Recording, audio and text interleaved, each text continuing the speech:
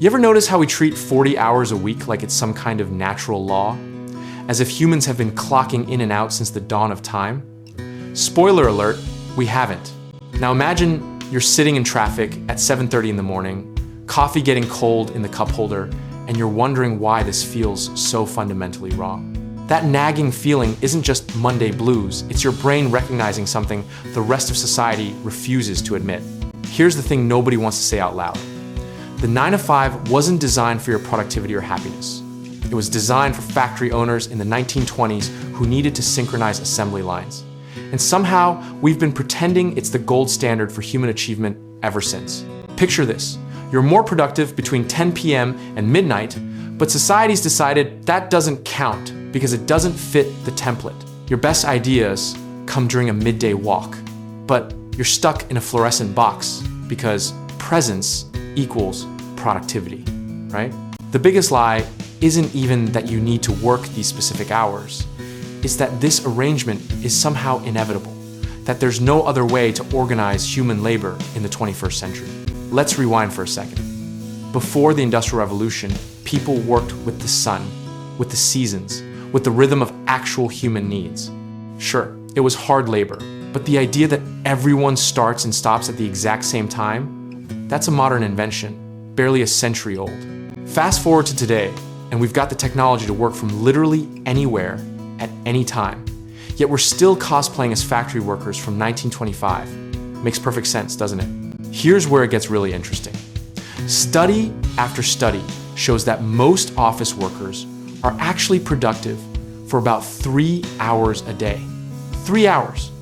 The rest is just performance art looking busy, attending meetings about meetings, refreshing email like it's a slot machine. But we can't talk about that because it would shatter the illusion. The illusion that sitting in an office for 8 hours equals 8 hours of value created.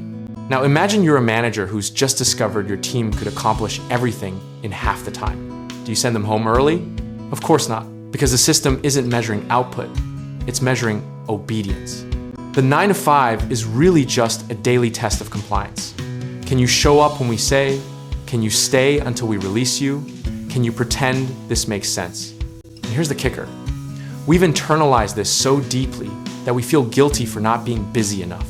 You finish your work early, and instead of celebrating, you panic and find busy work because leaving at 3 p.m. feels like cheating.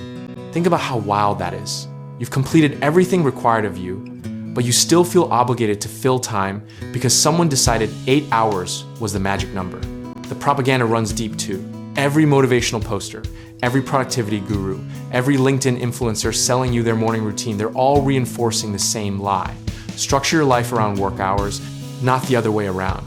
Meanwhile, companies that actually tried 4-day work weeks or flexible schedules found productivity either stayed the same or increased, shocking absolutely no one who's ever worked a real job. But those experiments get treated like radical outliers instead of common sense.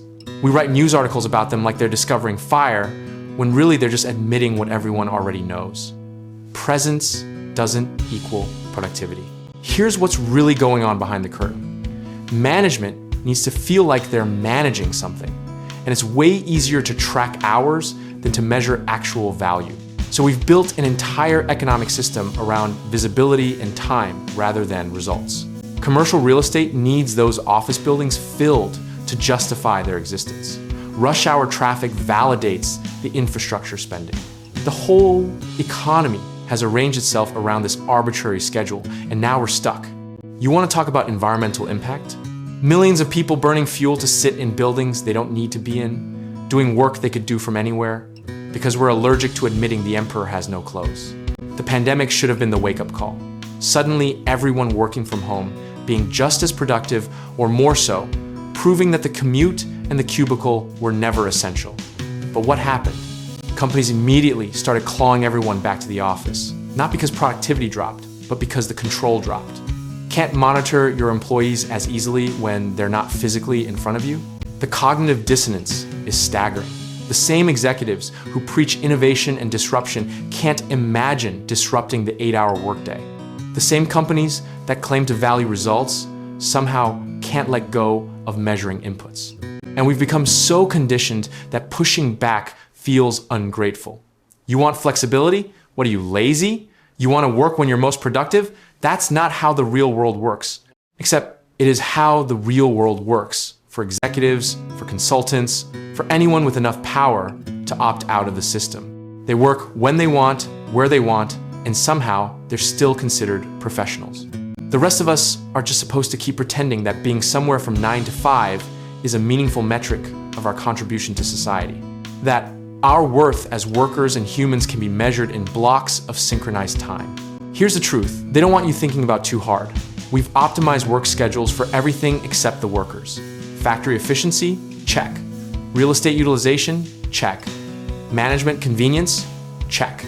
Human flourishing? Well, there's a ping pong table in the break room. So next time someone tells you that remote work or flexible hours or a 4-day week is unrealistic, remember, they said the same thing about the 40-hour week when factory workers were fighting for it. The only difference is now we're fighting to go the other direction. The biggest lie isn't that you need to work hard. It's that you need to perform work on someone else's clock, in someone else's space, following someone else's arbitrary rules about when humans should be productive. And somehow we've convinced ourselves that's just how life has to be. That's the game nobody wants to acknowledge. But the cracks are showing, and eventually, even the best lies crumble under the weight of their own absurdity.